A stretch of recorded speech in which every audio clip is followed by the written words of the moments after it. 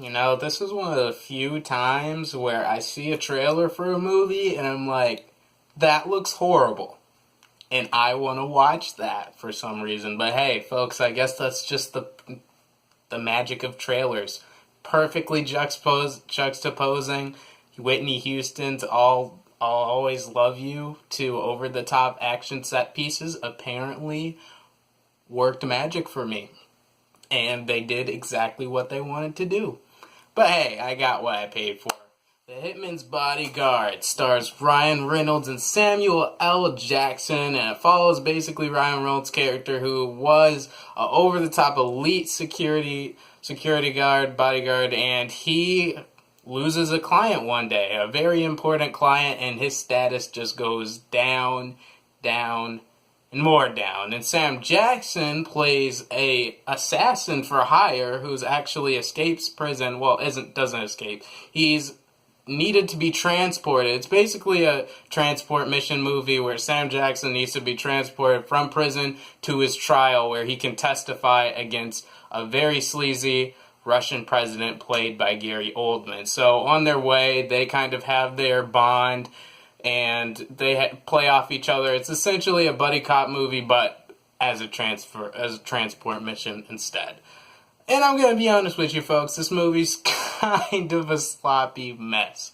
But if we had to start off positive, it's just like the trailers insinuate. The chemistry Ryan Reynolds and Sam Jackson have is pretty likable. It's pretty enjoyable. It's actually not exactly what I suspected, because knowing how Ryan Reynolds is a trash talker and he's fast talking, I expected Ryan Reynolds to be like the loose, over-the-top comedy relief jokester of the whole movie. And yeah, he is a jokey kind of guy like he should be. But Sam Jackson's character, Ryan Reynolds plays a really by-the-book security guard who's intent on keeping his status, who's intent on protecting his clients, being the best that he can at his job. And Sam Jackson plays an assassin for hire who really doesn't give a crap about anything. So it was interesting at least to see their ideologies clash as far as there's this whole theme of the movie as far as, am I the worst guy for killing these sleazy people, or are you worse than me for protecting them? Interesting character dynamic between the two. And yeah, there weren't any laugh out loud moments of this movie. None of it is hilarious, none of it is super funny, but I was laughing a couple times. There are a couple chuckle-worthy lines and moments of this movie, but a lot of them in the trailer. I'll be honest, most of them are in the trailer. Now, as far as with this movie, if I had to say one other good thing, I guess, is that the action set pieces, not the action itself, but the set pieces and the locations are very verified, they're diverse. There's this one pretty cool boat chase scene in Amsterdam, this extended sequence. It was pretty cool. The set pieces are pretty strategic and they were pretty well picked.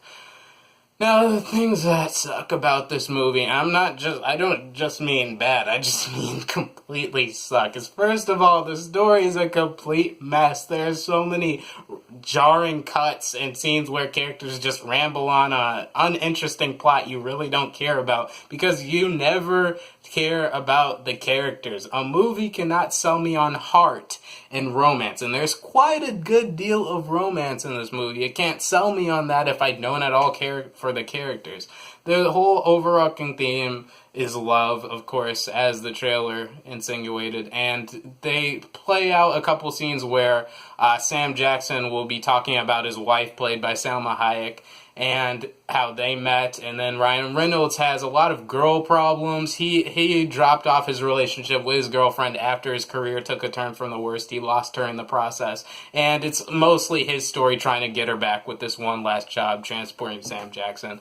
The romance was really boring and uninspired. You didn't believe any of it. You didn't really care for the characters, so it was kind of boring in a sense. I think like halfway through the movie, I wanted to check my phone. I didn't want to be disrespectful, no phones in the theater, but I wanted to check my phone. I was pretty bored. The characters kind of suck in this movie, and that's mostly because the performances are phoned in. If there's another thing that can get you to go watch this movie, it's the all-star cast. Ryan Reynolds, Sam Jackson, Salma Hayek, and even Gary Oldman plays the villain. all of the performances were pretty uninspired. Apart from Sam Jackson and Ryan Reynolds delivering some laughs here and there, a lot of the jokes just fell flat. This movie's really dully written. A lot of the one-liners just didn't work out. They didn't have great timing. And the performances, I usually hail Gary Oldman and whatever he plays, but this is one time where I'm like, all right, Gary, yeah, you could have picked a better movie than this to be in. He just kind of plays a stereotypical Russian, power-hungry, destruction-driven villain, and he wasn't interesting. Salma Hayek just is once again placed in another movie just to, cuss out everybody in Spanish. She wasn't interesting. Sam Jackson and Ryan Reynolds, they have a little bonding time, and their chemistry was alright, as I said, but you don't really feel like their characters have learned anything or gone through anything worthwhile by the end of the movie. So, phoned in performances, a horrible story, and the most jarring of all, the action. The action is a mess. A lot of poor soundtrack choices to go with the action, a lot of shaky cam, especially the hand-to-hand combat is horrible in this movie. So much shaky cam, so many cuts, so many times where it was completely obvious what the stunt double was doing versus what the real actor was doing. The action completely sucked in this movie, and apart from that chase scene in Amsterdam via boat, the action wasn't that great in this movie. And if the comedy doesn't work and the action doesn't work, what does this movie have to offer?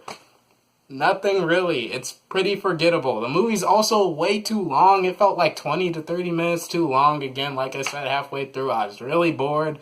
The Hitman's Bodyguard is very, very forgettable. It's a throwaway summer movie. It's a flick for the average moviegoer. At best, this is a guilty pleasure, just mindless action flick to close off the summer.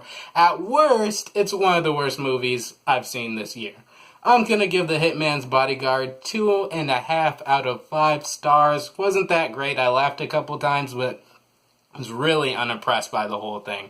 Alright guys, if you like this review, if you like this video, please like, share, comment, and subscribe. I am Pac. Thanks so much for hearing my perspective, and I'm out for now.